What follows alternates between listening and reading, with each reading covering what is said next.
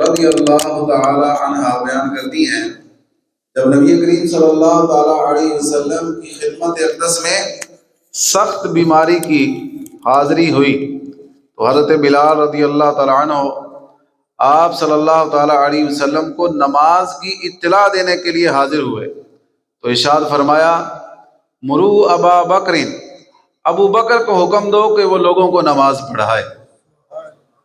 پھر جب حضرت سیدنا ابو بکر صدیق رضی اللہ تعالیٰ عنہ نماز پڑھانے میں مشغول تھے تو اسی دوران سرکار دو عالم صلی اللہ علیہ وسلم نے اپنی طبیعت مبارکہ کے اندر کچھ بہتری محسوس کی تو پھر دو شخصوں کو سرکار نے سہارا دینے کی سعادت عطا فرمائی، مسجد کی جانب تشریف لائے۔ آپ صلی اللہ تعالیٰ علیہ وسلم کے قدموں کی آہٹ سن کر حضرت سیدنا ابو بکر صدیق رضی اللہ تعالیٰ عنہ مصلی امامت سے پیچھے ہٹنے لگے تو آپ صلی اللہ تعالیٰ علیہ وسلم نے حضرت ابو بکر سے فرمایا کہ پیچھے نہ ہٹو، نماز جاری رکھو۔ چنانچہ آپ صلی اللہ علیہ وسلم حضرت ابو بکر کے بائیں جانب بیٹھ گئے، حضرت ابو بکر کھڑے ہو کر اور آپ صلی اللہ تعالیٰ علیہ وسلم بیٹھ کر نماز پڑھ رہے تھے۔ اور یہ لطف کی بات دیکھیں کہ حضرت سیدنا ابو بکر صدیق رضی اللہ تعالیٰ عنہ حضور کی اقتداء کر رہے ہیں اور باقی سارے صحابہ حضرت ابو بکر صدیق کی اقتداء کر رہے ہیں۔ تو اس طرح نبی پاک صلی اللہ تعالیٰ علیہ وسلم نے اپنی ظاہری حیات طیبہ میں ہی حضرت ابو بکر کو مسلمانوں کا امام بنا دیا۔ حضرت علی رضی اللہ تعالیٰ عنہ سے پوچھا گیا کہ حضرت ابو بکر صدیق رضی اللہ تعالیٰ عنہ کی خلافت کے بارے میں آپ کی کیا رائے ہے؟ تو فرمایا کہ ہم اسے اپنا دنیا کا امام کیوں نہ مانیں جنہیں سرکار نے ہمارے دین کا امام بنایا ہے۔ تو الحمدللہ حضرت ابو بکر صدیق رضی اللہ تعالیٰ عنہ کو خلیفہ اول حضرت علی بھی مانتے ہیں اور ہر سنی مانتا ہے۔ الحمدللہ اللہ تعالیٰ ہمیں اسی عقیدے پر ثابت قدمی عطا فرمائے۔ بہرحال آپ اس حکایت سے اندازہ لگائیں، اس روایت سے کہ نبی پاک صلی اللہ علیہ وسلم شدید بیماری کی حالت میں بھی آپ نے نماز با جماعت کو ترک نہیں فرمایا۔ وہ لوگ ذرا اپنے گریبان میں جھانکیں، اپنا محاسبہ کریں کہ جو معمولی سے عذر کی وجہ سے، کاروباری مصروفیت کی وجہ سے اپنا اور دیگر معاملات کی بنا پر عذر بنا کر نماز با جماعت کو چھوڑ دیتے ہیں اور اتنے عظیم ثواب سے اپنے آپ کو محروم کر لیتے ہیں۔ نماز با جماعت کے احادیث مبارکہ میں تو بہت زیادہ فضائل بیان کیے گئے ہیں، یہاں حصول برکت کے لیے میں چند اشارتاً احادیث بیان کرتا ہوں۔ فرمایا با جماعت نماز پڑھنے والا پل صراط سے سب سے پہلے بجلی کی تیزی کی طرح گزر جائے گا۔ با جماعت نماز کرنے والوں کی شان و شوکت دیکھ کر اہل محشر رشک کریں گے اور اس کے گناہ بخشے جائیں گے۔ با جماعت نماز کے لیے آنے والے کو ہر قدم کے بدلے اللہ ثواب عطا فرماتا ہے۔ مسجد کی جانب جانے والے کے ہر قدم پر اس کا ایک درجہ بلند کر دیا جاتا ہے، ایک گناہ مٹا دیا جاتا ہے۔ اللہ کریم اس کے لیے صبح و شام جنت میں مہمانی کا اہتمام فرماتا ہے۔ نماز کے لیے اٹھنے والا ہر قدم صدقہ ہے۔ نماز کے لیے اٹھنے والا ہر قدم، جب تک نماز کا انتظار کرتے رہو گے حضور نے فرمایا تم بھلائی پر رہو گے، اللہ پاک کی حفاظت میں رہو گے، اللہ پاک کی خوشنودی حاصل کرتے رہو گے، شیطان سے محفوظ رہو گے، بروز قیامت اللہ کے عرش کا سایہ نصیب ہو جائے گا۔ اور احادیث مبارکہ میں بے شمار نماز با جماعت کے فضائل بیان کیے گئے ہیں، ان میں سے کچھ احادیث میں تفصیلاً بھی عرض کرتا ہوں۔ امیر المومنین حضرت سیدنا فاروق اعظم رضی اللہ تعالیٰ عنہ ارشاد فرماتے ہیں کہ میں نے نبی پاک صلی اللہ علیہ وسلم کو فرماتے سنا، اللہ پاک باجماعت نماز پڑھنے والوں کو پیارا بنا لیتا ہے۔ تو کتنی بڑی سعادت کی بات ہے نماز باجماعت پڑھنا۔ نبی پاک صلی اللہ علیہ وسلم نے فرمایا کہ مرد کی نماز مسجد میں جماعت کے ساتھ گھر میں اور بازار میں پڑھنے سے 25 درجے زیادہ افضل ہے۔ اور اسی طرح حضرت عبداللہ بن عمر رضی اللہ تعالی عنہما سے روایت ہے، امام الانبیاء صلی اللہ علیہ وسلم نے فرمایا باجماعت نماز پڑھنا تنہا پڑھنے سے 27 درجے بڑھ کر ہے۔ تو دیکھیں کہ کتنا بڑا ثواب کمانے کا موقع ہے۔ اگر ہمیں کسی کو یہ کہا جائے نا کہ اگر کاروباری اعتبار سے ہم دیکھیں کہ یہاں پاکستان میں ایک چیز 100 روپے میں سیل ہو رہی ہے اور اس کو دوسرے ملک میں بھیج کر اگر ہم سیل کریں تو اس کا ہمیں 2500 ملے گا، تو ہم ضرور اس کے لیے کوشش کریں گے۔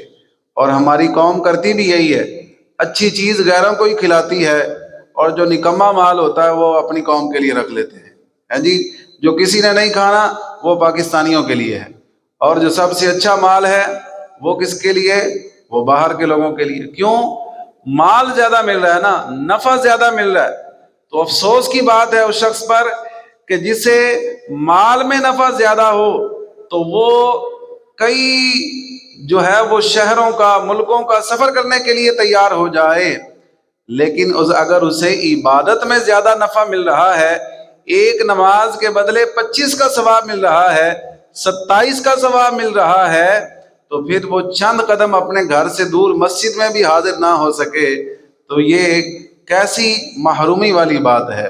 لہذا ہمیں مسجد کی حاضری کو یقینی بنانا چاہیے۔ تکلیف بھی ہو، سر میں درد ہو، بخار ہو، کوئی بھی مسئلہ ہو، اگر طبیعت ساتھ دیتی ہے تو ہمیں نماز با جماعت کو ہی اہمیت دینی چاہیے۔ مردوں کے لیے اللہ تعالیٰ نے نماز با جماعت کو پسند کیا ہے، ٹھیک ہے نا، عبادت اللہ کی ہے، لیکن طریقہ بھی وہی ہوگا جو اللہ کو پسند ہے۔ اگر اللہ کے پسندیدہ طریقے کے مطابق ہم عبادت کریں گے تو اللہ تبارک و تعالیٰ کو ہماری وہ عبادت پسند بھی آئے گی اور اللہ تعالیٰ کو راضی کرنے کا ذریعہ بھی بن جائے گی۔ آپ دیکھیں کہ بزرگان دین کو کہ ان کا کیسا جذبہ تھا۔ حضرت امام اعظم ابو حنیفہ رضی اللہ تعالیٰ عنہ کے شاگرد امام ابو یوسف، امام محمد، پھر آگے ان کے شاگرد ہیں حضرت سیدنا محمد بن سماع، ان کو اللہ تعالیٰ نے 103 سال کی عمر عطا فرمائی، اور آپ کو اللہ تعالیٰ نے عبادت کا یہ جذبہ دیا کہ روزانہ 200 رکعت نفل پڑھا کرتے تھے۔ یہ اللہ تعالیٰ کی کرم نوازی ہے، اور بندے کا ذوق شوق ہو، انسان کی جس طرف رغبت ہو جاتی ہے وہ اسی طرف کوشش کرتا ہے، ٹھیک ہے نا۔ ہماری قوم کی رغبت جو ہے وہ کھیل کود کی طرف ہے، ساری رات کھیلتے کھیلتے نہیں تھکتے، ٹھیک ہے، ہمارے جیسا بندہ نہیں کھیل سکتا کیونکہ ہماری رغبت نہیں ہے۔ تو اسی طرح اللہ والوں کی رغبت عبادت کی طرف تھی تو وہ عبادت کرتے کرتے تھکتے ہی نہیں تھے، اور ہماری رغبت نہیں ہے تو ہمیں 2 نفل پڑھنے بھی مشکل لگتے ہیں۔ ہم نماز تراویح کو بھی اپنے لیے پہاڑ سمجھتے ہیں کہ یہ تو ہم نہیں کر سکتے، لیکن وہ نماز تراویح سے بھاگنے والے لوگ بازاروں میں ساری ساری رات کھیل کے گزار دیتے ہیں۔ تو اپنی اپنی ترجیح کی بات ہے نا، اپنے اپنے مقدر کی بھی بات ہے۔ تو یہ روزانہ 200 رکعت نفل پڑھا کرتے تھے، اور نماز با جماعت کا تو ایسا ان کو جذبہ تھا، خود فرماتے ہیں کہ 40 سال تک میری ایک مرتبہ بھی نماز با جماعت نہیں ترک ہوئی۔ مسلسل انہوں نے تکبیر اولیٰ کے ساتھ نماز ادا کی۔ تکبیر اولیٰ کسے کہتے ہیں؟ تکبیر تحریمہ، جو تکبیر کہہ کر نماز شروع کی جاتی ہے۔ بہار شریعت میں ہے کہ جس نے پہلی رکعت کا رکوع بھی پا لیا اللہ اسے بھی تکبیر اولیٰ کا ثواب عطا فرمائے گا۔ تو کہتے ہیں ایک دن میری نماز با جماعت رہ گئی، نماز چھوٹی نہیں، نماز با جماعت رہ گئی۔ کس وجہ سے؟ کہ والدہ کا انتقال ہو گیا اور تجہیز و تکفین میں مصروفیت کی وجہ سے جو ہے نا ایک نماز با جماعت رہ گئی۔ تو پھر کہتے ہیں میں نے وہ نماز اس خیال سے 25 مرتبہ ادا کی کہ نماز با جماعت کا ثواب 25 نمازوں کے برابر اللہ عطا فرماتا ہے۔ 25 مرتبہ، جب میں نے 25 مرتبہ نماز ادا کر لی تو اب جب نماز سے فارغ ہو کے بیٹھا تو تھوڑی سی غنودگی سی آ گئی، غیب سے آواز آئی، تو نے 25 مرتبہ نماز تو پڑھ لی لیکن فرشتوں کی آمین کہاں سے لاؤ گے؟ جو نماز با جماعت میں نصیب ہوتی ہے، فرشتوں کی آمین، اس پر نبی پاک صلی اللہ تعالیٰ علیہ وسلم کا فرمان ہے، فرمایا جب امام غیر المغضوب علیہم ولا الضالین کہے تو تم آمین کہو، جس کی آمین فرشتوں کی آمین کے ساتھ مل گئی، فرمایا اس کے پچھلے گناہ معاف کر دیے جائیں گے۔ ٹھیک ہے، یہ مطلب کیا ہے کہ فرشتے بھی آمین کہتے ہیں، تم بھی آمین کہو، تو جس کی آمین فرشتوں کی آمین کے موافق ہو گئی اس کے گناہ معاف کر دیے جائیں گے۔ تو یہ کتنی بڑی سعادت ہے، اللہ تعالیٰ کا کتنا بڑا انعام ہے۔ اب نماز با جماعت پڑھنے کے شوق کے ساتھ ساتھ ہمیں پہلی صف میں آنے کا شوق بھی ہونا چاہیے۔ لوگ جو ہے نا پہلی صف سے پیچھے پیچھے جاتے ہیں، لیکن پہلی صف میں زیادہ ہمیں آنے کی کوشش کرنی چاہیے۔ اس حوالے سے میں حدیث پاک پیش کر رہا ہوں۔ اللہ کے پیارے رسول صلی اللہ تعالیٰ علیہ وسلم کا فرمان رحمت نشان ہے، اللہ پاک اور اس کے فرشتے ان لوگوں پر درود بھیجتے ہیں جو صفیں ملاتے ہیں، ان لوگوں پر درود بھیجتے ہیں جو صفیں ملاتے ہیں۔ مطلب کیا ہے کہ صفوں کو وہ اس طرح ملاتے ہیں کہ کوئی خالی جگہ نہیں رہنے دیتے۔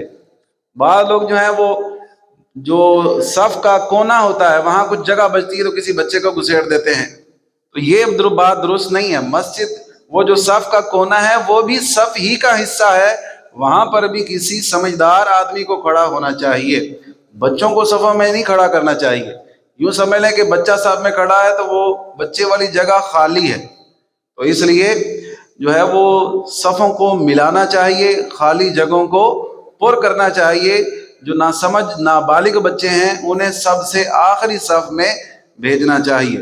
اسی والے سے ایک اور حدیث پاک ہے، سرکار دو عالم صلی اللہ علیہ وسلم نے فرمایا اگر لوگ جانتے کہ اذان اور صف اول میں کیا ہے، اذان اور صف اول میں کیا ہے، تو پھر اگر بغیر قرعہ ڈالے اسے نہ پا سکتے تو قرعہ ہی ڈالتے، یعنی قرعہ اندازی کر کے لوگ صف اول کو حاصل کرتے، قرعہ اندازی کر کے لوگ اذان دینے کی کوشش کرتے۔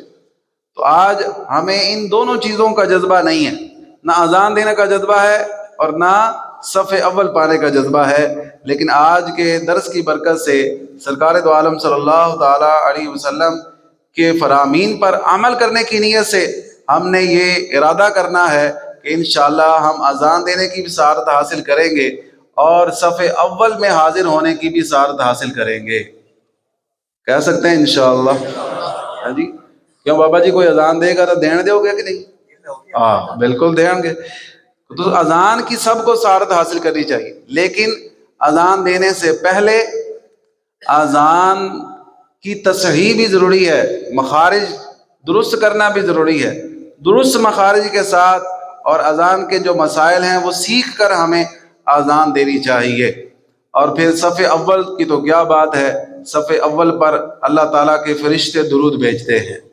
جو بندہ زیادہ امام کے قریب ہوتا ہے، ٹھیک ہے، وہ زیادہ اللہ کی رحمتوں کے قریب ہو جاتا ہے۔ تو اس لیے امام کے بھی قریب ہونا یہ بھی بڑی سعادت کی بات ہے۔ اگر اللہ کی عبادت میں، نماز میں امام کے قریب ہوں تو اتنی رحمتیں ہوتی ہیں۔ اگر آپ نماز کے علاوہ بھی، نماز سے باہر بھی اپنے امام کے قریب رہیں تو انشاءاللہ رحمتیں اور برکتیں ہی ہوں گی۔ اللہ تعالی ہمیں سمجھنے کی اور عمل کرنے کی توفیق عطا فرمائے۔